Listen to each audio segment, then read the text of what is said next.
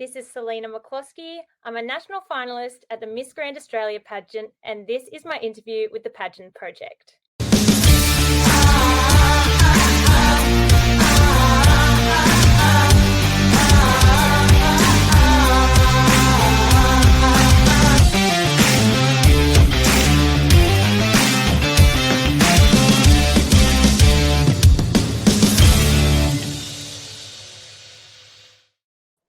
Good morning, everyone. It's Adrian from the Pageant Project. My special guest for today is Selina McCloskey, who is a Miss Grand Australia national finalist. Selina, how are you? I'm excellent, thank you. How are you, Adrian? I'm doing very well. Now, just before we went live, Selina and I were discussing our state and how we think it's the best. So for those of you watching who don't know, Selina is from Newcastle, so from New South Wales. And I just told her at least she's not from Victoria. But all jokes aside, I mean, I love you guys in Melbourne. I can't even speak, but I do like to inflame the. I mean, my first question is: do you ever get embroiled in the interstate rivalry? I mean, we've got state of origin, which is against Queensland, and then it's always which city is better, Sydney or Melbourne. Do you ever get into that at all? Yeah, of course. Go the Blues. You want to tell people a little bit about where you're from, though? So you're not from Sydney proper, you're from Newcastle, and that's Newcastle here in New South Wales, not Newcastle in the UK, because there's another Newcastle over there. But for people who might not know anything about Newcastle, and I haven't actually been there for a while, tell people a bit about Newcastle. Well, Newcastle's just beautiful. It feels like home. So I'm very close to the beach. I'm about a 10-minute drive from the beach, which is very convenient. I'm a beach girl at heart. I feel like it's my second home. It's stunning here. And I mean, last time I was up there would have been, I'm embarrassed to say, it's probably over 10 years ago. I was looking at going to university at University of Newcastle to do medicine because they had just rolled out the medicine program. But back then, Newcastle was very much like an industrial city. But I think I drove through more recently and I was amazed to see how much has been done. Like it's really been built up to be beautiful in its own right. So have you noticed that, like coming from there, have you noticed over, like, let's say the last 10 or so years that it's changed a lot? Yeah, I feel like it's up and coming, Newcastle. Newcastle's the next Sydney. It's beautiful here. So my university is a new facility, which is very exciting. It's now in the city, so University of Newcastle as well. And a lot of things are up and coming here in Newcastle. So it's exciting. I think you'll have to come again. Yeah, I haven't been there for a while. I think I mentioned Krista to you. I think I went up there to interview not Krista, but someone else who also lives up your way. And then I had to drive through Newcastle and I looked around, I was staggered. It's like, wow, this is not the Newcastle I remember. Because as I said, Newcastle used to be very industrial. It wasn't really like pretty. You wouldn't go there to visit. But when I was there, I was like, wow, this is actually really, really nice now. No shade against Newcastle, still better than being in Melbourne. But it's just an observation. It's like it's really come along. Are there a lot of people moving to Newcastle, let's say from Sydney, because everyone wants to get away from the big smoke? So have you noticed like people are moving to Newcastle for work or for whatever? Yeah, so my boyfriend is actually from Sydney, so he's been here for 5 years now. Another interesting thing about Newcastle is we're actually classified as rural. So on our HSC, we get extra points for being rural, even though it's so up and coming now. It's so interesting. Newcastle is not rural. Give me a break. I mean, like if you go like a half an hour further north or so, like if you're getting into like Hunter Valley regions or what, that you could classify as. You guys aren't rural, surely. You're not living in a shed. You don't wake up and shear a sheep or milk a cow. You're not rural. Give me a break. The other thing I wanted to ask you, I can't help but notice that you've got a lot of, not baggage, a lot of hardware. Well, you might have baggage, I don't know. You have a lot of hardware behind you. I can't see anything else. Now, that's obviously, I think I can see one sash there, but medals are not something that comes from pageantry usually. No. So what are all those medals there? So I think from a young age, my parents just let me do so many different things. So after school, I would have a different extracurricular activity. So I did surf life saving, ballet. I learnt some Mandarin. I played the piano. I did basketball, tennis. So I tried everything. So that is where all this comes from. Can you run us through from left to right? Like what the like are all the medals like from more like one sport, or are they literally for like two from this, two from that, two from that? So like they're all I also compete in the fashions on the field in when you go to the races. So I've got a few sashes from that. I've got basketball. I got the women's player of the year. Lots of things. I did cross country, learning Mandarin, piano. I've got a few. Yeah, I've Wow. got the spiritual award at school. I've got it all. Really, a bit of everything. The I just spiritual award. I was looking at the medals, and then I didn't realize that on top of the shelf there are there And are then there's some trophies. more over here. Yeah. Oh my god. I was interviewing a fairly well-known American queen. She doesn't live at home anymore, but her mum collects all the similarly to yourself, I think, like, does a lot of music, a lot of sport, very multi-talented, and I don't know if she's collected quite as much hardware as you, but her mum collected it all and put it in her old room. So much so that now when she goes back to visit and looks at her old room, it kind of creepily looks like a memorial or a shrine because it's just all her stuff in there. And I'm just thinking, Yeah. like, whenever you move out, are you going to take all this stuff with you? Oh, I don't know if I could. I don't know where I'd fit it. My dad had to make this wall for me because we didn't know where to put it all. Is that still growing? I mean, you said most of it's from school. So is it like Mm. that's it? That's all we've got for now? Or are you Oh, I've adding more medals as we go? always got something new going on. I don't like to stay still for too long, so I'm sure I'll be trying something new very soon. I have another friend who was a gymnast, and she was doing an intro video, and she had all the medals draped on her arms that she had won. And I thought she had quite a few, and I jokingly said, "You show off." I think you have double what. Do you think that you would be able to wear all those medals at once? It would be quite heavy. It'd have a You're bit an of weight athlete. to Come on. I'm sure you've lifted it. weights before. What do you think? It's like a third around your neck, a third on the right arm, a third on the left arm, Oh, and take a photo. Humble I bragging. could give it a go. I like to stay humble though. I don't want to show off too much, but I'll hide it a little. It's hard. It's hard to stay humble when you've got that many medals telling you, yeah, you're the best. What about on the other side? You've got like, is that a fascinator on the other side? Oh, so No. The other way. Go the other way. The things that oh, are hung up on they're the my wall. hats and things. So I love the fashions on the field. So fashion is my passion. So I like to go to the races and you compete in these competitions. And I don't like to sound up myself, but I have won every time I've competed.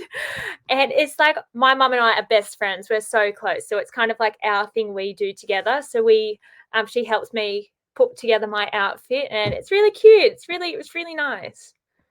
When you say you've got a passion for fashion, that's a really cool motto, by the way. I'll have to steal that. But how deep does that go? Because some people just like wearing fancy stuff. Some people like making their own stuff. Like there's degrees to which you can get involved with fashion. You can spend your whole life in fashion if you want. So how deep does that passion go? Well, very deep. For starters, I work in retail. So I work in David Jones and Maya. So I'm surrounded by fashion all the time. Um, I I can't even put into words. Fashion just makes me so happy. So I've also just applied to help volunteer at a place called Dress for Success. So they are Mhm. helping dress women and help them be ready for interviews and the workforce. So that's also, I like to volunteer in that department. I work in it. I like to compete in the fashions. It's in my blood now. I love it. Okay, so we've got that's I don't think I've ever seen anyone whose wall was quite so cluttered with stuff. That's a record. That's a lot of stuff. With the fashion, I think I saw somewhere that you were studying or still are studying, I'm not sure, but was it a Bachelor of Entrepreneurship and Innovation? Close. Yeah, so I do a double degree. I do Bachelor of Business, Innovation and Entrepreneurship. So, Fantastic. yeah, I'm in my last semester now. I just finished 2 days ago this semester, and then I've got one more and I'm done. Okay. All right. Is that a good thing to almost be done? I couldn't wait to leave university. Like at the beginning, it was great. It wasn't the studying, it was the partying. But by the end of it, I was like, I can't wait to get out of here. Let me just go into the real world and start working. So, how are you feeling?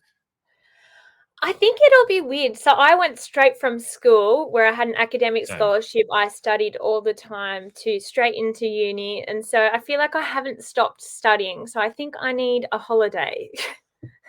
I would agree. It's called going into the real world. Believe me, it'll hit. Let's. I mean, so you're on an academic scholarship, similarly to myself, from the sounds of it. So was I, and then a lot of studying. And I think Mm. in your day and age, it's even more because at least down here in Sydney, it's very competitive. Like kids start getting after school tutoring at the age of 5 now, which frankly I think is a bit ridiculous. Wow. But obviously academic, so you got to study a lot, and then you're in a degree. But on the other hand, you're modeling as well. And I just want to ask, have you ever had any sort of clash between that? Because sometimes people look at people who are modeling and just assume you guys are stupid, you're airheads, whatever it is, and obviously you're not because you've got the Mm. academic scholarship and you're about to finish your tertiary qualification. Have you ever experienced any sort of that cliche or that stereotype? Yeah, I think it's a shame that pageants and modeling is Mm. stereotyped as so negatively, and you're probably dumb like to do it Dumb because blonde. yeah, dumb blonde doing it. Well, not a blonde, but Not for yes. you.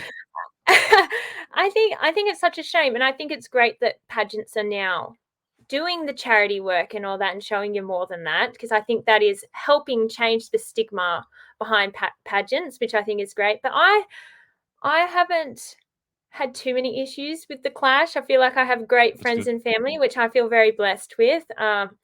And I think if you know the real me, I think you can do both. Why can't you have Mm. brains and model and pageant? Like you just have to work hard and anything's possible. Yeah, I agree. The two don't need to be mutually exclusive. I wanted to ask you about your degree though, because I was considering going back into university. This was a while ago, and Macquarie Uni down here had rolled out a Bachelor of Entrepreneurship and Innovation, and I've always been fascinated by entrepreneurship. I still am an entrepreneur Mm. these days. I didn't end up going the degree because I felt like it was being taught by a lot of old men who couldn't possibly know anything about entrepreneurship, just because you know what I mean. But in terms of like this day and age where everything is changing at the speed of light, and particularly in the business field and entrepreneurship, it's all about AI now. And I've been playing around with that recently, and what it can do is absolutely staggering. So I'm just curious for your degree, um, what do you do in the degree? Because it feels like it's a degree that would almost have to be changing every semester just to try and keep up. Obviously, business has certain fundamentals, but entrepreneurship and innovation, it's like the speed of light. So how have you found the degree and how's it been structured to kind of keep up with the world? Yeah, so I initially didn't know what I wanted to study. And when I saw innovation entrepreneurship was being offered, I was like, why not? I've always wanted Sounds to good. be my own boss. I've always wanted to like run my own things because I've had some negative experiences being had some negative managers before. So I was like, Yeah. I need to change that. It's a really great degree. It's very broad, so there's a lot Mm, you can do with it. It kind of teaches you how to be modern, how to adapt to changing environments, how to run your own business, how to treat your employees correct, what's new with managing diversity, all that kind of yeah. thing. Mhm. And you're 22, correct? I am, Okay, yes. so you're very young and you're about to finish university. So then everyone's going to want to know, or at least back in my day and age, it was like, what are you going to do when you leave? What job are you going to get? Have you given any thought? I mean, obviously, you're about to wrap up your degree. Are you Mm. going to try and jump straight into a career? Do you have a career in mind? Would you rather take a year off, just work, travel, see the world? What's the plan once the university is over? That's the big question. Well, as I said, I'm passionate about fashion, and I have in my heart, I have the desire to create my own hiring fashion business. I'm passionate about sustainability and giving that Mm, clothing another life. So I have actually two wardrobes now because I couldn't fit all the clothing in one. So okay. I feel like I should give this clothing another life. Yeah, so I'm hoping to do something in the fashion realm, but if that doesn't work, I've also just done a placement position at Hunter Water, so I wouldn't mind doing something in the HR field, which is what I was doing there. Those are radically different fields, Selina. As I said, I try it all. Well, can you, as a guy, I don't think I'm ever going to quite fathom the passion for fashion that some of you guys have. Like, some guys have it, but often it's girls, especially pageant girls. I think if you hate fashion, you're probably not going to go into pageantry. But there's a surface level, right? It's the glitz and the glam, and people can understand, wow, that's a really nice dress or a nice suit, whatever it is. But I'm going to assume that for you, fashion is more than just looking a certain way, in that it means something to you or it's able to affect your mood, sometimes even change lives. Certainly, sustainable fashion is a huge topic. Mm. So, we've already covered the fact that you're passionate about fashion. But what does it really mean to you? Because if it was just glitz and glam, you're like, oh, that's nice. But I'm going to assume it means something more to you, a bit deeper than that.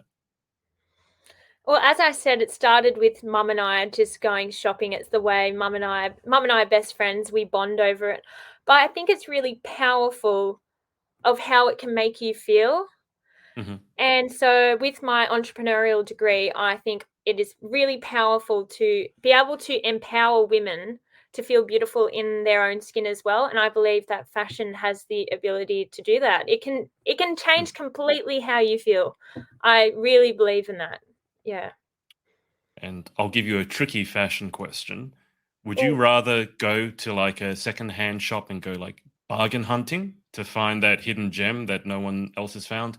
Or would you rather go the couture, especially in pageantry, custom designed gown that's just for you? Like, which one gets the adrenaline pumping a little bit more?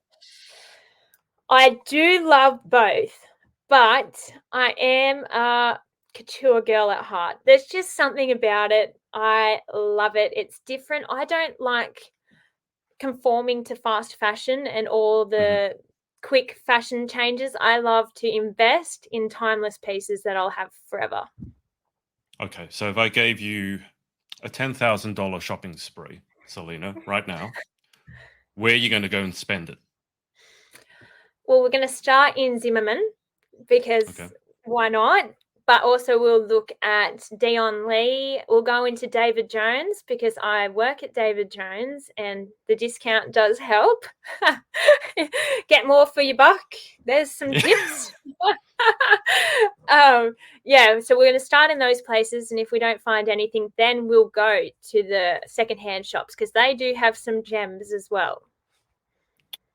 Okay. I almost feel like it'd be really interesting just to follow someone, although it'd be a very expensive experiment, $10,000, just to find out where they spend it. But it sounds like you wouldn't have any problems spending the $10,000. Am I? No? No, I think it would be easier than you think, which is sad. But it makes you Yeah. so happy. You can't take the money to the grave, and it brings joy. Talk to me about, I mean, you're passionate about fashion. Talk to me about men's fashion. This is something that I always have a bit of contention with, especially in pageantry, because the girls obviously look $1 million. And then very often you see the partners, they look like they've never worn anything other than t-shirts and shorts their entire lives. They go and get some suit from an op shop. It's 5 sizes too big or too small, and they just look awkward wearing it. Now, I love wearing suits.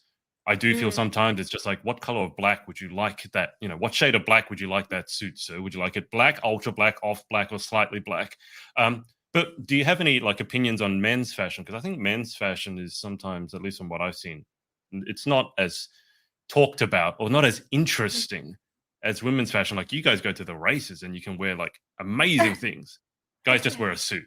Like, do you have any opinions on this? Like, I want to get more into men's fashion. So where could I start?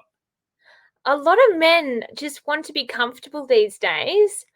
But say when you go to the fashions, I think it's how you accessorize it. So you see some men just in the classic suit, but then Hmm, what brings the men to the next level is that tie pin or the hat or okay. the little what's it called, a wooden stick thing they hold, A cane? walking cane. It elevates the outfit so much. It Really? sets them apart. It does. At the fashions, it definitely does.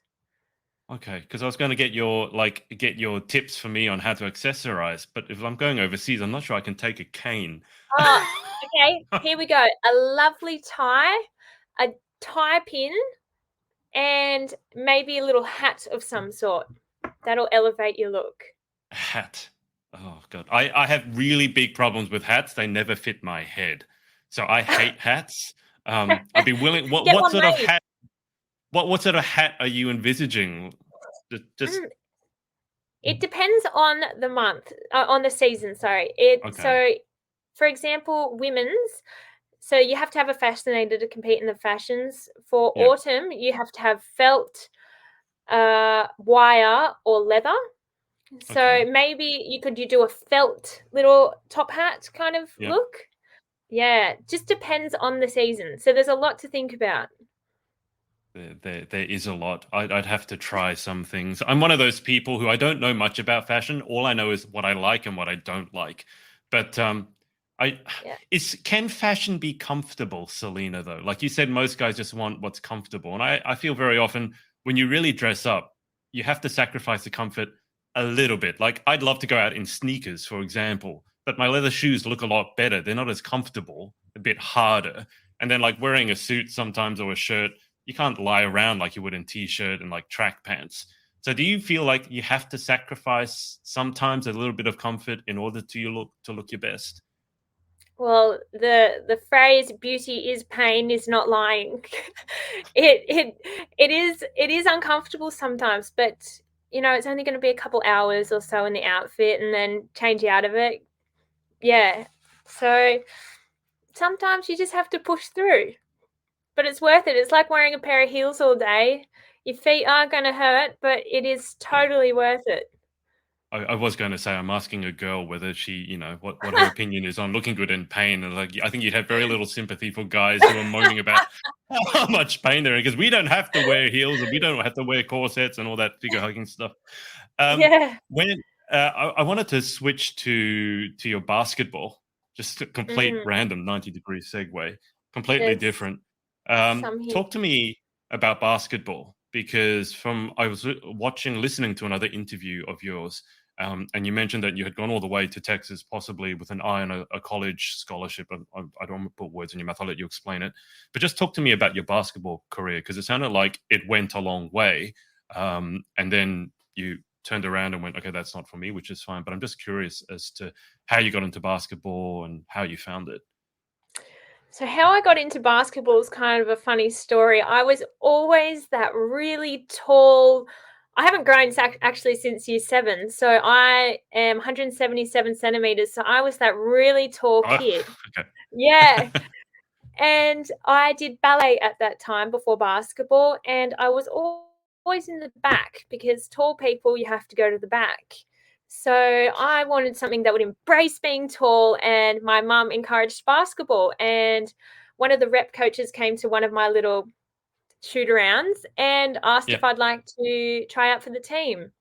So Oh it wow. started from there. I made the team, not knowing what I was doing, but I just love sport, exercise, trying new things. So then from there, I did rep all through under 14s to under 18s, made the state teams all through that, and a bit of traveling with that within Australia.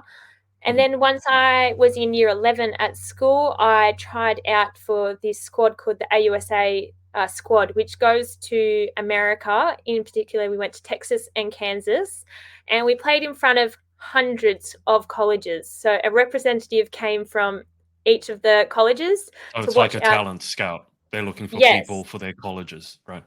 yeah. So I played in front of that, and that was a lot. So American Hmm, basketball is very different to how we of play. course. The Yeah. tempo is different, the intensity is different. Some of the lines on the court proportionally are slightly different. Oh wow. Anyway, I got back. So anyway, I got selected by some colleges, got offered scholarships, but it was just a bit too overwhelming for me. I was in year 11. I wasn't sure that basketball was exactly what I wanted to do, which is why Mm. I went over to see what the environment's like in America, because that's kind of the next step. So you play in Australia, you could go to the NBL one, that kind of thing, but then you go to America, which is where the big leagues are at. Yeah. And I just found it a bit overwhelming, to be honest. You have to live and breathe basketball over there, which is what the girls were Mm. doing. They would sleep basketball, they'd watch basketball. Yeah. Everything Yeah. was just focused around that. And I wasn't 100% sure that was where my heart was at. Don't get me wrong, I loved it. But I also had other things going on academically, starting to get into the modeling world. So it would have been a big sacrifice to play over there. I mean, how much of a step up? It's not surprising to me to hear that the US is a step up in terms of basketball over Australia. How big of a step up are we talking about? Massive. Like Yeah. everything, you'd eat food based on your performance, what kind of training schedule you'd have. You'd Right. be in the Okay. gym some parts of the day, then you'd have to go to a training session, then you'd go do some study. Like it's non-stop intensive live, breathe, sleep basketball. It almost sounds like that basketball film, Coach Carter. The idea of a student athlete, where you do some study, but really what you're doing is you're in the college because you can play basketball, and obviously college sports over there. I don't think there's any even equivalent over here, is there? In terms of, I mean, college sports over there can even be televised. That's how big it Mhm. is, and that's where at least in basketball, you get drafted from there into the NBA and make bajillions of dollars if you're good enough. I don't. Is there even an equivalency over here in Australia? Because it wasn't when I was in university. There wasn't really any structured. We had like university games, but that was really an excuse just to go and get drunk. Is there any Yeah. sort of formalized university sport over here now? It's not university based. Yes, there's Yeah, university games, but it's kind of separate from that. So we have yeah. like NBL one teams and that kind of thing, but that doesn't compare to what's going on over there, I would say. Do you still shoot hoops every now and then? Sadly, so when I went over, I was year 11, and when I came into year 12, I was so heavily HSC based, like I Mm, just wanted to do well. I kind of dropped everything that year and haven't came back since. I got asked to play again last year, but it's crazy. You have to go away every weekend. You'd go to Coffs Harbour one mm, weekend, Canberra, no, everywhere. Like you're traveling all the time, and that would not give me time to do things like yeah. this or really do well in my uni, which is something I'm passionate about as well. Yeah. Well, I mean, at a certain point, you got to make a choice, don't you? That's kind of what adulthood's about. It's like, do I get the degree and Mm. do well and start a business, or do I play a sport where I probably won't be able to make much of a living in all realism? So I guess it's about having to make a choice. Um, I mean, I mean, tennis is my sport, but the thing Mm. is, like, I never wanted to play competitively because similarly to what you said, it'd be going away for a weekend, every weekend, and then with tennis, it's not like you play for half an hour or 90 minutes. It's not a block of time. If you lose really badly or win really well, you could be done in half an hour, but you could also be there 3 hours and you never knew. So the whole time, it was your whole weekend gone to just sitting around playing a match, and it just to me it wasn't what I like. So I love having a hit recreationally, but the competitive Mm. side was just it wasn't worth the time investment for me. Um, but I mean, I've got to ask. I mean, you haven't played for a while, but if I put you on a court now, how long would it take to sort of get the rust off, so to speak? I reckon I've still got the fundamentals, like going between the legs, that kind of thing. But I think my Okay, shooting would need a bit of, yeah, practice.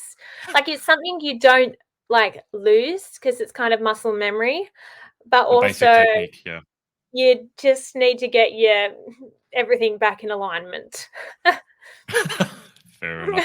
What position did you play? Well, when I started, I began at a center, so the Yep. 5 position. I Mm. worked my way down to a 3, which is a wing. So, yes, the tallest person is a 5, so I started off really tall and then everyone else caught up to me. exactly the same as myself. I was the height that I'm now, so I'm 6'1". I was this height in year Wow. 6, so I was even more exaggerated than you. And then I Oh my stopped goodness. growing. And then I won't say everyone caught up because I'm still tall now, but I stopped in year 6 and everyone began to catch up. But if you look at my year 6 photos, I don't know if you have any photos from your year 7 or whenever you were tall. There are people who are literally almost half my height. It's quite comical. I look like some kind of giant. Do you have any photos like that where you're like, you're this big and your best friend is like that Oh, big? all my friends seem to be the really small ones. I don't know why. So for some reason, I'm always next to the really short ones. Do they ever get? Do your friends get? I mean, talking about your friends now, do they ever get I mean, I'm assuming you love wearing heels, or I mean, do you? Do you? Okay, so do they ever get annoyed at you when you go out and you're wearing heels because you're already like 177? You put heels on, you're over 6 foot. Do they ever go like, Selena, come on, you don't need to wear heels. You're already tall. Stop showing off. Or do you just like whatever? There's always a cheeky little comment going on, but I love being tall. If I could be taller, I 100% would be. I think Really? being tall is great. Yeah, I love it. Well, my That's boyfriend's just about my height, so putting on heels does put him at a disadvantage. So that's always something to think about. so. Are you taller than your boyfriend? Are you? Without heels, he is like a little bit taller than me, but Okay. heels pushes me over. Okay. Well, then the secret is for him to wear heels, or not. I'll I tell mean, him. so I'll tell something him. something that has some height in it. But it's a bit unusual because a lot of girls, maybe because I worked in a high school coaching tennis, and one of the schools down here, and a lot of girls at the age of 12 or 13. I don't know if you can relate to this. You might be different. If they hit that sort of height where you're at very early, they get very awkward about it, and you can tell because they're very hunched over. The shoulders always slump because as a girl, maybe it's an Australian thing, maybe it's a girl thing, maybe it's both. You don't want to stand out. That's what I found with most of the girls anyway. So they have had very bad posture. They wouldn't own the fact that they were tall. And then, you go to like 20 or 30, if you try modeling, or for example, then height suddenly it's an advantage. It's a huge thing. It's the best thing ever. So you love your height. I'm just curious, was that always the case? I mean, obviously you started basketball, so that's a huge Mm. advantage there. But growing up, when you're in year 7 and you're 5'10" or 177, did you embrace that straight away, or was it a bit like, a bit awkward standing out? Yeah, so that is a very good representation of me. When I was young, I was bullied all through school, and height always had a little bit of contribution to that because I stood out, so it made me more of a Mm, target. So yeah. back then I did not like being tall. But I think now that I've grown into myself and I know myself way more than I did in school, I love being tall and being in the modeling industry. It's Yep. beautiful. It's an asset. Yeah. That's what beauty is seen as now. But when you're young and you don't understand that, it is very challenging. I mean, you said you wanted to be taller. I mean, there has to be Yeah, now I some. do. What? How tall are we? Like, what do you want to be? 6'4", 6'6", 7 foot? I mean, Oh, how tall? no. I don't want to be awkward height, but I wouldn't mind being nearer to 6 foot. You're It would only it would 6 centimeters off of that, though. That's a substantial amount when you're not growing since year 7, when I haven't grown. But, I know. I think it's beautiful to be tall now, and I think that is a stigma that has to change, that it is beautiful to be tall, to stand out. Why not? Well, I love it, but then as a guy, I think it's a bit different. As a guy, it's bragging It rights. As a is. girl, as you said, you don't want to stand out. How did your experience with bullying change you? How difficult did your experience get? What did you learn from it? Mm. I remember probably year 10, I used to go home and cry every day. I was Yeah, miserable. The girls used to we're in this clique, and I feel like when you're in a mob mentality, though any of those girls don't want to stand out and say anything's wrong yeah, because then they're going to be yeah. targeted. So they used to call me up and go, "How do you model? You're not even pretty. How much do you pay your boyfriend to date you?" Like horrible, horrible things. And I used to go to get help, and nothing really happened, which was really frustrating. So I had to go see a counselor. And that's another thing I want to destigmatize. Hmm. Seeing a counselor is actually a power. It's amazing. It makes you feel better. It's not something to be embarrassed about. When you said you went to see someone and nothing happened, do you mean at school? That you went to see someone at school and okay. Yes. Why did nothing happened? So I'm really curious about this. Not that I have kids, but if I was ever to have kids and my child came home and got bullied, I would not accept that. That's not acceptable. I mean, at the same time, I don't want to mollycoddle my child and make them dependent on me. They do need to learn to stand up on their own 2 feet. But I'd love to think that if I went to see someone at the school, that something would be actually done. And we've been around bullying and mental health for so long now that the argument is done and over. It's like it's a huge problem. So I would have thought Mm, that schools in this day and age would have some sort of procedure for dealing with bullying. So what happened? I'm mm. just curious from your end. What was your experience? So my mum and I, mum's more passionate than me. We went into Mhm. the school, and the girl who was like the ringleader of the group was actually the principal's daughter. So that Oh, is good. a big contributor to everything. And so Okay. that is half the reason nothing would change. And we actually went directly to speak to him, and he said he's not the right person to talk to about this. So then it Okay. automatically got put down the reins of importance. And yeah, nothing really happened. That's really disappointing. I mean, I can kind of understand that he may be not the right person to get involved because it's personal to him, but he should Mm, have at least made sure that it was dealt with. You know what I mean?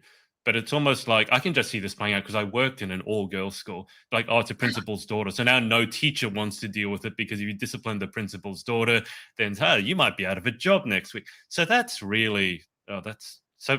it Did was terrible. anything happen? Did any teacher check in on you? Was there any follow-up from the school side at all?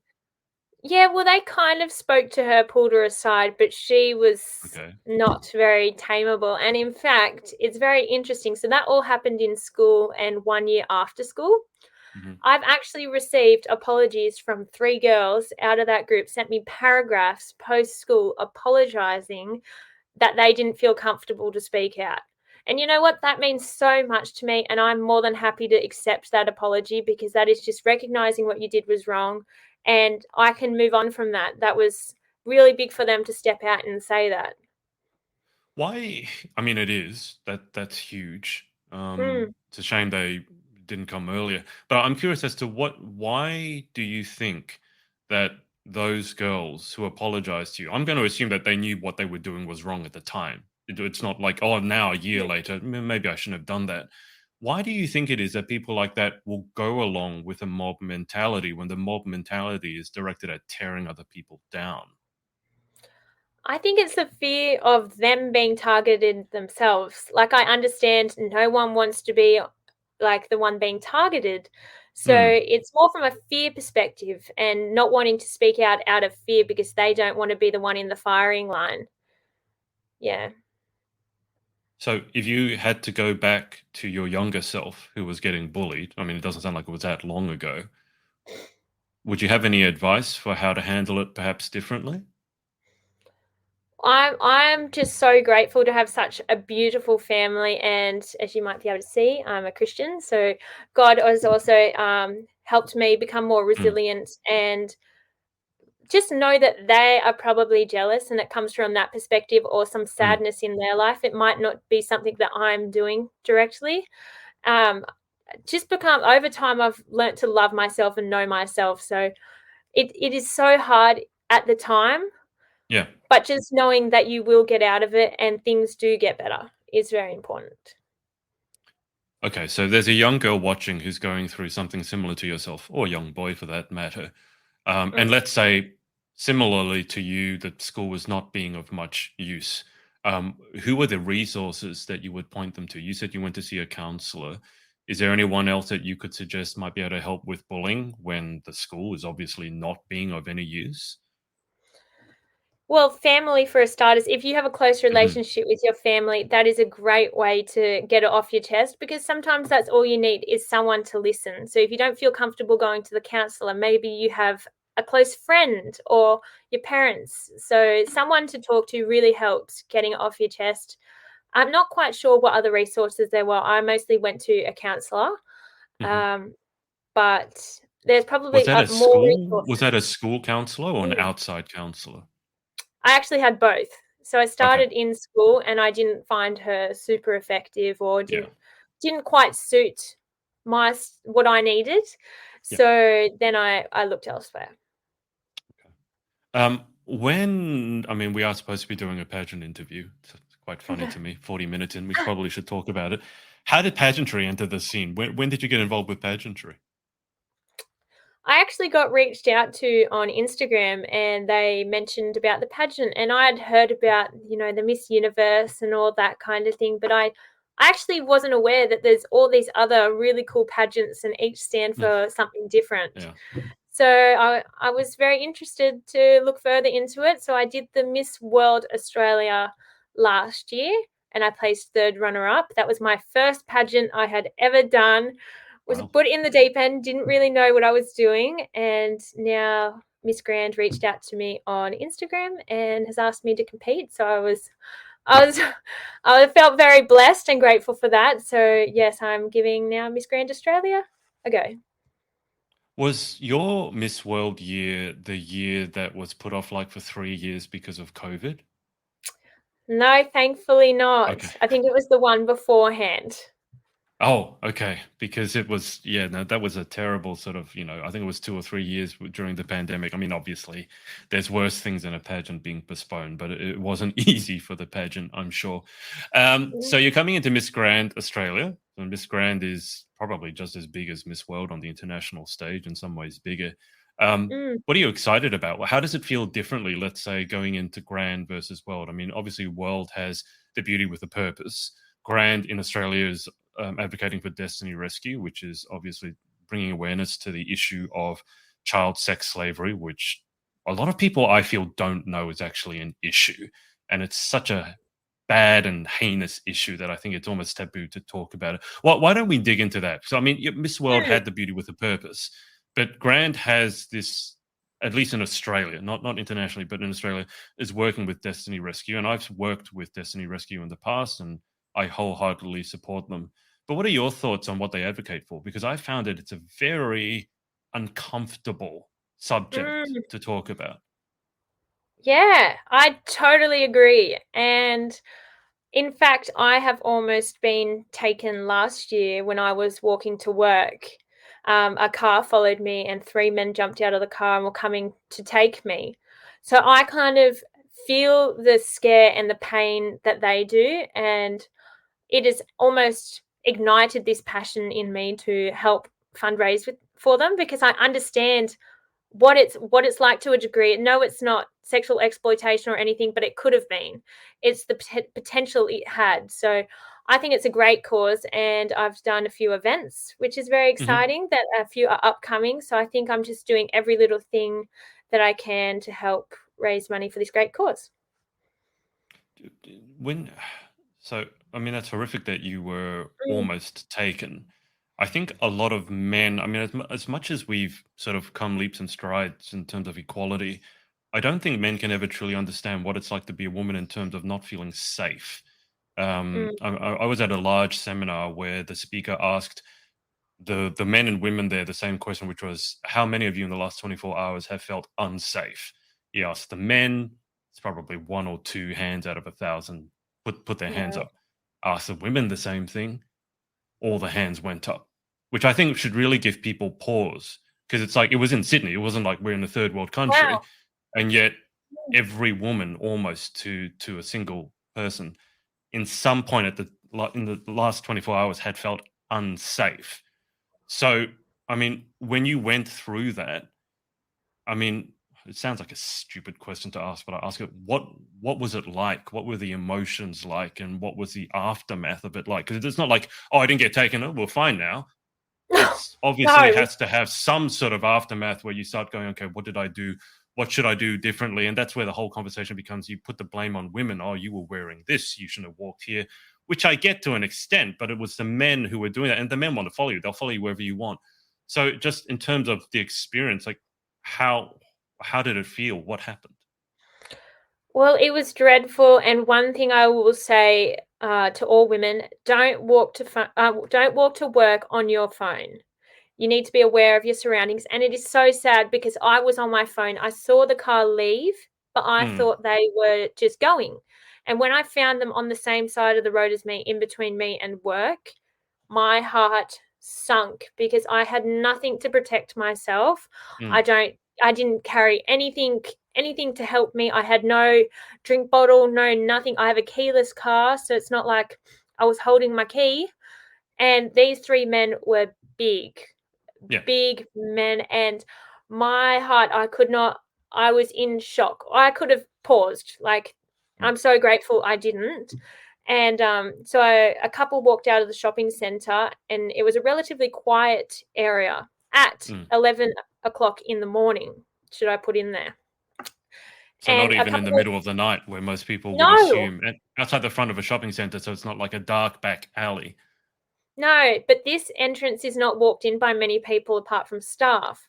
But not many Okay. staff were starting at the time I did. I'm so grateful that I believe God, which is why I wear my cross, put a couple there to save me because they knew that they weren't going to be seen if they didn't come. Yeah. And anyways, when I got past them, I looked back and they had their arms crossed, looking at me like, damn, you got away. You will have to reap the consequences another time.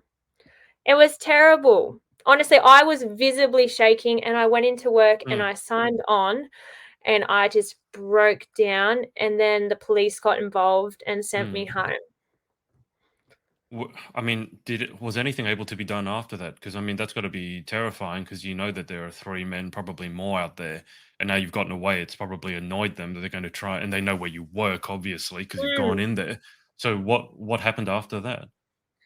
Well, I contacted the police, and an hour later, they actually called me back and said they had another complaint of a black Audi in the area. So obviously, they were Okay. doing the rounds, going around, but I Oh, never heard jeez. anything else.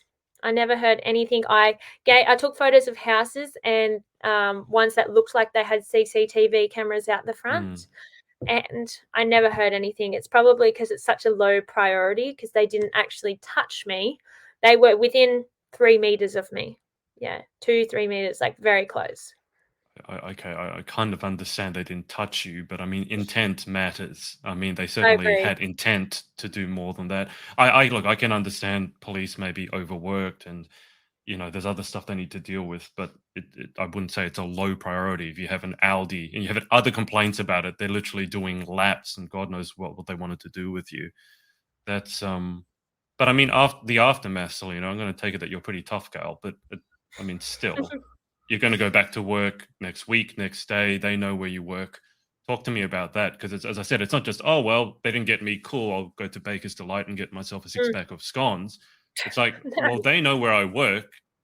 What am I going to do tomorrow if they show up? And what do I need to do now? Do I need to get a whistle? Do I need to carry mace? Like, so Mm. what was the aftermath of that like? So my parents came into work and I wouldn't even walk to my car. Like I was petrified Mm, that they'd be yeah. waiting at my car for me. So they drove, picked up my car, and then I hopped in with my mum in her car. My dad got my car, and we Mm, drove to the police station. But it's terrible. So I had desensitizing therapy afterwards. So it takes away the trauma. Well, yeah, it hasn't completely taken it away, but of it course. it numbs the sense of trauma, but to an extent. And now to this day, I carry this thing called a screamer in my bag. Mhm. So you pull out this thing and it makes a really loud noise. So at least I'll be able to create some attention. It's sad that things like pepper spray and that are technically illegal in Australia. Mm. So there's not much that I can do to protect myself, which is kind of sad. Yeah, the thing with pepper spray is I think there's some research to show that very often if you're not comfortable using it, it's like in the United States with firearms. Very often, if you're not proficient with it, having it's a great idea in terms of protection, but the thief gets it, and very often the thief is Mm, proficient with the firearm than you are, and you end up getting shot with your own firearm. But my I have a 5-year-old, no, 7-year-old, 8-year-old nephew, and his mom recently got him like a watch, like a smart watch that has mm. a tracker in it, and it's got a panic button sort of built into it in the functionality. And when the button is pressed, it automatically phones like 3 or 4 phone numbers that you can program into it. And Oh, obviously, with the smartwatch, you can track. Now, I thought that's great functionality. Unfortunately, the watch itself looks so expensive. It's like people might mug you for your watch. But I think oh. there are some good advancements with technology in this day and age, if the conversation ever comes up again. So obviously the whistle, the thing that makes a loud noise. I was speaking to Miss Universe Great Britain, and she was saying the best thing you can do is scream, draw attention, because the last thing that those guys would have wanted is attention. And that couple that came out probably saved your life in some respect. I do believe it was attention that they didn't want. So I wouldn't say fighting. Obviously, it's not going to go well with three of them, and they're all bigger than you. they would have had But me. in this day and age, with a phone or a watch, there's actually a lot of technology that can help find missing people. And as I said, it's a functionality. You hit it, and it's got like an emergency SIM or something in it, and it automatically phones like the contact numbers, either your mum, your dad, whatever, and then they know something is wrong. So that's very interesting. Yeah. Because I wasn't prepared in the situation, and in fact, I saw them waiting for me, and for some reason, I kept going because I didn't want to look like I was avoiding them in a way. I can't explain it. I actually called my mum. My mum always picks up. This one time, she did not pick up. I called my boyfriend. He always picks up. He didn't pick up. It didn't even come to my head to call the police because I was in that much shock. So it is also important to know that resource is there as well to help. I think that would actually be a really useful conversation to have to prepare women, young women, that because I mean, you need training, right? It's like, again, with a gun, the firearm, it's like, it's all well and good, but you need training to use it. And it's like people in the army, that there's nothing that's a substitute for that feeling that you felt, I imagine you felt, when you saw those men coming for you. Talking about it doesn't prepare you for it. You need some sort of training that just kicks in, almost like when they train you first aid, it just kicks in. But having a conversation as to what you can do, because you can't really fight them, especially if there's three of them. What are you going to do? They might have a knife as well. They can probably outrun you. But just helping young women. So if, unfortunately, something like that happened again, that they at least go, okay, what do I have to do in this situation? So screaming is obviously gets great attention. And then phoning certain people, phone the police. Or, I mean, you've got an iPhone, like iPhones have tracking in them now as well. That could be very useful. And then like with the watch, with the panic situation, that could also help. But I think that, because I never would have thought that would happen in Australia. Exactly. I wasn't prepared. I thought it only happened in movies. That's all I'd seen. I didn't even think. Yes, I didn't even think about it. Yeah. So it's proof that it does happen, and at any time of the day, 11 a.m. in the morning, it happens. Yeah. So, because you can't even have the argument then that, well, you're walking in a dark back alley in the middle of the night, because you weren't. You were walking in front of a shopping center in broad daylight, and it still almost happened. I mean, that's terrifying. So if that happens here, then obviously what Destiny Rescue was doing, I mean, the sex traffickers, unfortunately, they mainly operate in Southeast Asia. Destiny Rescue, I'm talking about, at least when I worked with them. And those people are the worst of the worst. They run, you talk about drug trafficking rings, this is the same thing. But Destiny Rescue does some great work in terms of not only rescuing the victims, but giving them a livelihood afterwards. So, and they actually go and do busts. I don't know if you had the conversation with them where they show you that they actually go undercover to do like undercover busts. It's incredible work. It's got to be traumatizing, because I think one of the people I worked with, he was a father, and he was saying, like, I can only imagine what it's like, but as a father, to go undercover and see someone who's the same age as your child being forced into sex slavery, that's absolutely terrible. Very eye-opening, some of the videos they publish as well. I recommend going to their website, and it really sets out what they stand for and what they do, because I feel like that's important. Like, people, I feel like, are more willing to help raise funds and awareness when they understand that. So that's something I also push. Yeah. You said you've run some events. Do you have any? I mean, it's only what, a month until it's a month until Grand, I think. So is there anything else? Is there anything else that you'll be doing along the way, in terms of raising awareness, or any events that you're running in between now and the big event itself? Yeah, so I'm holding a paint and sip event next Sunday. So Oh, we've raised $900 so far, which is fantastic because my overall goal is raising more than 1,800 for Destiny Rescue. 1,800 is the equivalent to saving one child. So that's that would be phenomenal to do at least that.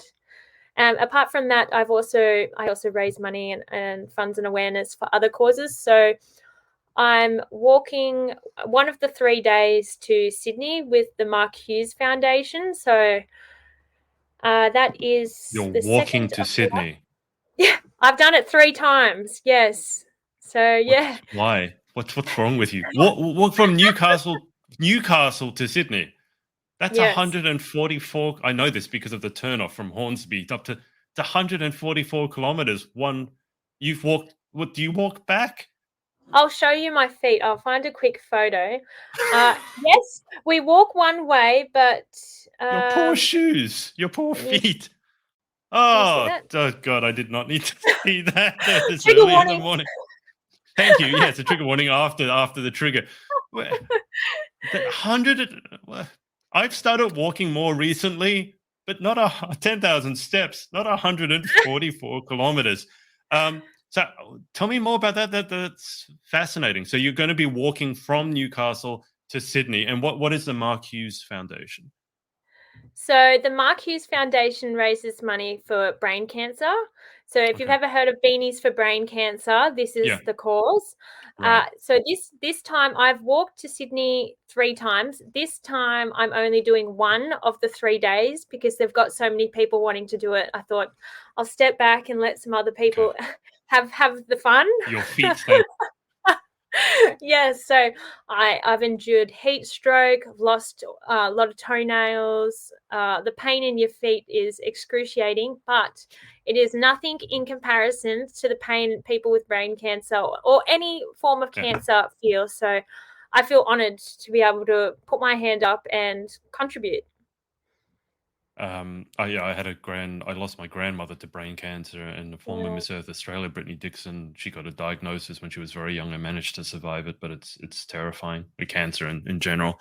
But just a logistics question. I mean, it's normally a highway from Newcastle to Sydney, so are you guys just like walking down the side of the highway? No, we kind of follow the water. So we're kind of like we're on sand sometimes, we're in the bush, we're on the highway. We do a bit of ferry on the ferry. So we do it all. Yeah. It's So definitely adventure. I have to ask, given that, do you have any plans to run a marathon in the future? I mean, you've walked 144 kilometers. How difficult can it be to run like 40 kilometers? I mean, for you, that'd be nothing. That'd be the warm up. So, do you have any plans to do like a marathon or an ultra marathon? Because you're doing the distance anyway. I would love to do a half marathon first. I am passionate about running. I love a bit of cross country. So eventually that will be on the to-do list. But that's so tame. You've walked 144 kilometers. You only want to do a half marathon? You can't do the And that full took one? I me mean, 3 days. 3 days to walk that, and the pain is undescribable. I don't, you can't I've even talk never, about it. I've never understood how one loses toenails. I've obviously talked with girls who've lost toenails, normally through running, as Mm. well. But what happens as you're walking? Do you just like take your shoe off and go, "Oh my God, what's happened?" Or do you feel it like as it's You happening? I can mean, that feel it. sounds terrible. You Why does definitely it can happen? feel it. I think, well, a lot of 2 of the 3 walks I've done have been in summer, in the heat of summer. So the heat of Okay, the pavement, you can feel through your feet, and then the cooking your friction feet. between the socks and the shoes. So I fully strap the feet, like put Yeah, little sock things on each toe and and you layer it up, and that minimizes it. But I think just the strain on the feet, they just all give up. you said you minimize it, but you lost toenails. So did you lose fewer toenails? Or well, when you say minimize, what would it have been like if you didn't do that? It doesn't sound like it could have been much worse. So that was my first of my 3 walks I've done, and let's just say that was a big learning lesson. So now I've adapted more to it. So yeah, more prepared. I know what I get myself into now. As crazy enough it is as it is to do it again after knowing the pain, but it's so good. And the people you do it with, so you actually walk it, some of the people that do it do have brain cancer, Oh or know wow. someone Okay. with brain cancer. So Hmm. it's really phenomenal. And it's really sad to say that actually one of the girls who I did the last year's one, Cass, she actually recently died. So she passed through from the cause. So it's really sad. She has two Yeah. young kids, and Well, that's I got terrible. to speak with her along the walk, and it's honestly, it makes me more passionate about the cause, knowing her story, Mm. and that it sadly took her. Yeah. Yeah. Well, good on you. Mm.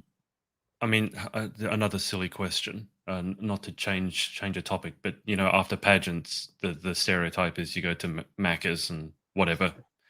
What does what does Selina McCloskey do after walking for 3 days and losing toenails? What does she eat? What's the first thing you go to do, apart from putting the toenails back on? You actually don't feel like eating. That's how much shock my body goes into. Like, God. I Okay. honestly, we have a stop at Macca's along the way, and sometimes I can't even walk into Macca's. That's how much pain it is. I rather just sit there in the car park with all the others. Some people go to Macca's, some don't, but it takes away your appetite. Let's say that. But you need to eat. It is important to Yeah. eat. Well, So yes. yes, but your body is in shock, complete shock. Okay. So just why is it that when you say it like this, it sounds like something I want to do? I don't know. There's something wrong in You my should. brain when you describe it like that. It's like I want to give this a go. Like why? I'm not like you at all. I don't like running. I love competitive sports, and I can run the whole day. I could play tennis for like 3 or 4 hours on end. But the thought of running, I just hate running. My brain just gets so bored. But when you say this walk, it I don't know, for some reason it intrigues me. But I need to back up for a sec. Paint and sip. This is Yes. a like a more recent thing where people are going to try to paint. Wonder, because when I see what that comes out, it's like I can see why you're not an artist, and I completely throw myself in that category. Stick figures is as far as I go, but the paint and sip. So tell me what's happening. What's organized? It sounds fun. Yeah, it is fun. It's a great laugh. So there's basically an instructor up the front who will be like, draw this line, and then you all follow doing the line, and then you have a sip, and then you put it back down and you continue along. It is fun. It's great. Yeah, so it's basically following a professional artist and attempting to do that while having fun. Yeah. Probably won't be driving home after that. The paint and Yeah. paint and sip. I can just imagine you begin on the left, it all looks good, and by the time you hit the right at the end of the night, it's like I've fallen off at the end. But so if people want to do that, I mean, is it still possible? I don't know. Do people buy tickets? Do people contact you? And where are you going to be holding it? Yeah, I would love that. I have about 7 positions left, only Mhm. 7. So if you get in contact through my Instagram, I would love. I've posted a few things about it, but even DM me, that would be fantastic. Yeah, I'd love to have anyone there for the great cause. And you're going to be holding it up Newey way? Yeah, so it's on Derby Street. If you know where Derby Street is, it's one of the big streets. No, I yeah, know so where in Newcastle Newcastle. is. That's It's I won't iconic. I Derby won't Street's great. I won't be walking up. I can tell you that much. I quite like my toenails. And look, final question, Sonia, before we get to the final 10. How long does it take for toenails to grow back? Well, I feel like they never fully grow back because my Oh, one pinky toe keeps falling off. Sorry, that's a bit graphic. oh, But they do. Oh, I'd say a good couple weeks it takes. Yeah. that's actually less time than I thought to grow. The human body is capable of great things. It This is it obviously really not is. something that you'd advise before maybe walking in heels on a runway. I'm taking it. I Let don't them think people heal. would want to see your feet like that. You might scare a few people. Yeah, that's why I thought I'd also another reason I only do the one day. So then it's about 2 weeks after or a bit less that Yeah. the pageant is. So just let the toes heal. Yeah, yeah. One day of walking sounds a lot more manageable. Maybe a couple of blisters, maybe a nail, but yeah, That Yes. photo of your foot is going to haunt me for the rest of my life. Before we get to the final 10, Selina, is anyone that you want to give a shout out to for supporting you? My mum, she's excellent. She's probably watching this right now. She's always supported me through everything, and I truly would not be the woman I am today without her. She's truly one of a kind, and it was just her birthday. So happy birthday, Mum. Oh, happy birthday, Mum. I was going to ask you, because your surname is McCloskey. It sounds Scottish. Do you It's trace your Irish. lineage back to Irish? Okay. Yeah. Have you ever been over that way? No, it's a very small amount of Irish, and I'm not quite sure where it is, but it's very far down the lines, I think. Okay. You Yeah. certainly don't sound Irish. You sound No. very Australian to me, because I interview people from all around the world, and you get that unmistakable. I think my accent is fairly mild and mellow, but people still pick up on it overseas. Although sometimes I think I'm British. Your accent, they have no problem picking where you're from. So Great. Proud let's go. Australian. Yeah, Australian. Do you ever say "G'day, mate"? Is that something that you ever say? No, I don't think any of us No. do. Do you? No, I do it when No. I'm overseas, because it's almost like that's what people expect you to do. So it's like, oh, yeah, I'll say it, but I never say it when I'm. If I said it when I'm over here, people are like, "What? What are we?" Anyway, okay, let's go through these final 10. So, number 1, what is your favorite word? Oh, happiness. I think that's something we should all strive for. So, yeah, happiness. What is your least favorite word? I guess hate. I think it's a very strong word. Yeah. In life, what gets you excited? What turns you on? Probably my dog, Lola. She is everything to me. She is an Italian purebred truffle dog, which the breed's called a Lagotto. You mean the ones that hunt for truffles? Yes. Oh, you should take it over to WA and find someone else's truffles. You could make a mint. You know, they cost like one truffle can be like $300. So Would be rich by now. I'm a bit late to the game. go find some truffles, and you never need to work another day in your life. Yeah. Okay, so that's what turns you on. Number 4, what turns you off? I think bullies and people that don't respect people's mental health. What sound or noise do you love? Laughter. I think pure belly laughter there's no better sound than it. It's just brings pure joy. When you laugh a lot, you know that part where you get past the point of being able to possibly keep it in. Do you Yeah. do the silent laughing where you're clapping like a seal, or do you snort? Or like what sort of, like, when you get really bad, what sort of laughter comes out of you? I can't breathe. I just It's can't that one. control. I can't do anything. I can't breathe. So there's no I noise love coming out. those. You're just There's sitting no. there rolling around. Yes, that's me. I love those people because they almost look like they're about to pass out. You can literally see them turning red because they're not breathing. That's It's me. hilarious. Number 6, what sound or noise do you hate? Oh, I guess the screeching on a chalkboard. That's like a bit of trauma from junior school. Oh, yeah. It's been a while since most of us have had chalkboards. Thankfully, we've all moved on to whiteboards and smartboards. But you still get it when people are using knife and fork on china, and you hear Oh, that screech. Yeah, it's makes me bone cringe. chilling.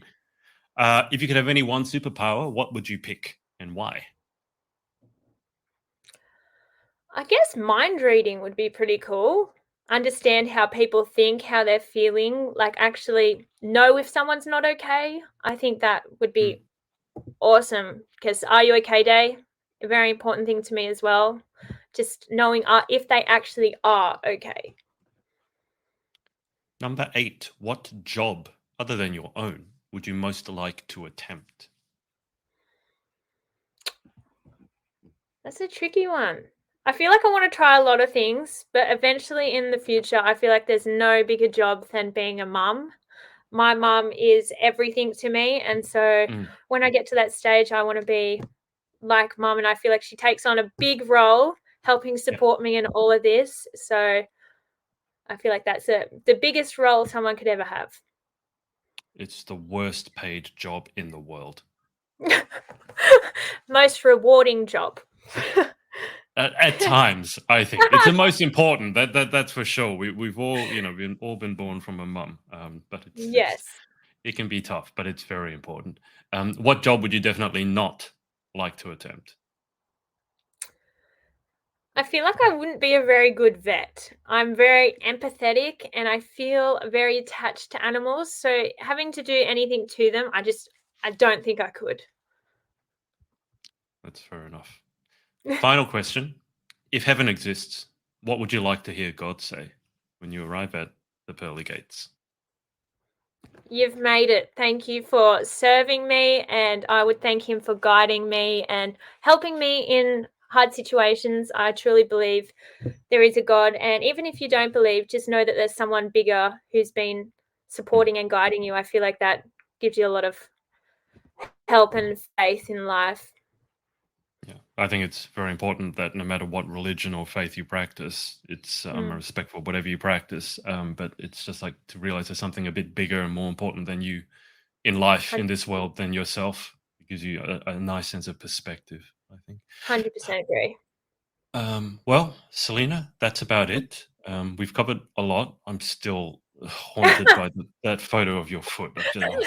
Sorry. Why did you have that on your phone? You picked it up so quickly. Is that your wallpaper or something? It's in my favorite photos to show people because their reaction is priceless. I'm not normally one that's, easily turned off, but that's like the reaction that I think some people get when they see some food that's really under. They go, just anyway. Good. Distracted now. Thank you so much for coming on. Best of luck with your grand journey. When is it? It's in starts the what day in July is it? July, I 12th of think. July. Right. It's coming up soon. Good luck down in Victoria. It's going to be freezing because it's Melbourne, first off, and it's winter. Yes. So don't stay too long. You'll turn a shade of blue. But thanks so much for coming on. Thank you so much for having me, Adrian. Appreciate it. And I'll keep you on the line for just a sec whilst I hang out with the audience. But thanks everyone for watching, and we will speak to you next time. Bye for now. Hey, thanks so much for watching. Sorority Access is now open. So if you'd like to join an amazing group of women and learn how to be the most powerful, confident, and impactful queen possible, head to thepageantsorority.com. I'll see you there and see you in the next video.